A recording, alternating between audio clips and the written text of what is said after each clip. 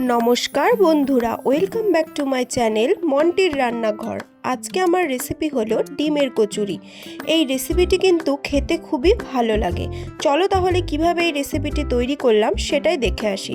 রেসিপিটি বানানোর জন্য এখানে আমি 6টা ডিম সেদ্ধ করে নেব। ডিমগুলোকে দেখো সেদ্ধ করা হয়ে গেছে। এইবারে এই ডিমগুলোকে মাঝখান দিয়ে হাফ করে কেটে নেব। কেটে নেওয়ার পর এই ডিমের উপরে কিছুটা লবণ ছিটিয়ে দেব যাতে প্রত্যেকটা ডিমে লবণগুলো যায়। দেখো এইবারে আমি এখানে 2 কাপ মতো ময়দা নিয়ে নিয়েছি।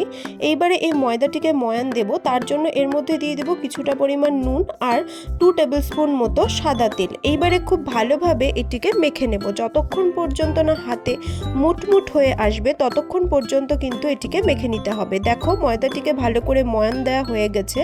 এইবারে জল দিয়ে অল্প অল্প করে এই ময়দাটিকে মেখে নেব এবং একটি সফট ডো বানিয়ে নেব।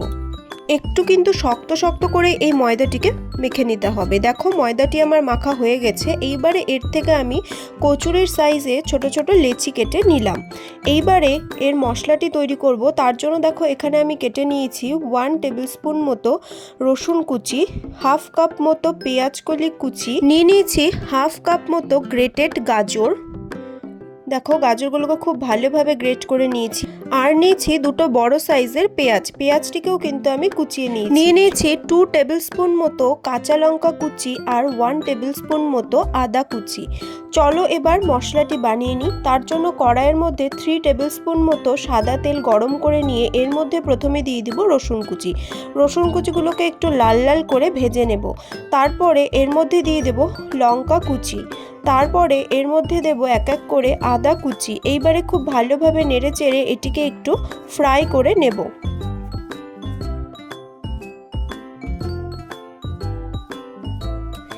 এইবারে এর মধ্যে দিয়ে দেব এক এক করে পেঁয়াজ কুচি,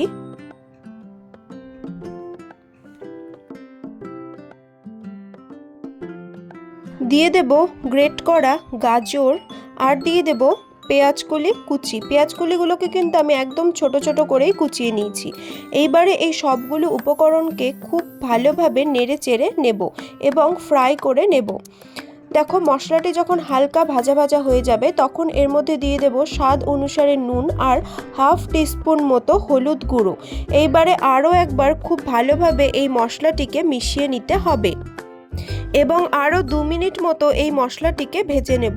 দেখো মশলাটি কিন্তু একদম ভাজা হয়ে গেছে। এইবারে এখানে 2 টিস্পুন মতো কেচাপ আমি ভালোভাবে মিশিয়ে নেব এবং তাহলেই কিন্তু আমার এই মশলাটি একদম তৈরি হয়ে যাবে।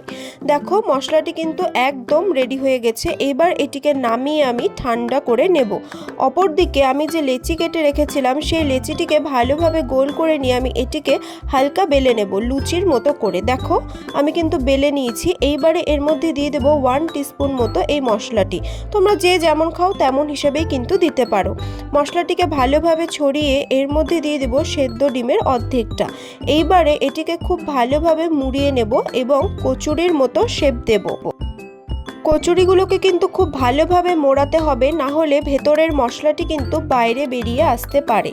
এই জন্য এটি মোড়ানোর সময় কিন্তু যাতে সব দিকে ভালোভাবে আটকে যায় সেদিকে নজর রাখতে হবে। দেখো আমি খুব ভালোভাবে কিন্তু কচুরিটাকে মুড়িয়ে নিলাম। এইবারে ভালোভাবে এটিকে গোল করে নেব এবং হালকা প্রেস করে নেব।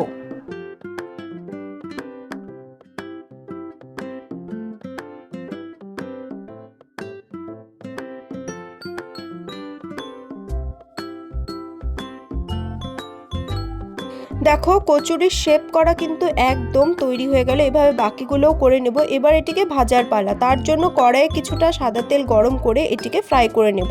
আর এই কচুরিগুলোকে কিন্তু ভাজতে হবে একদম লো ফ্লেমে।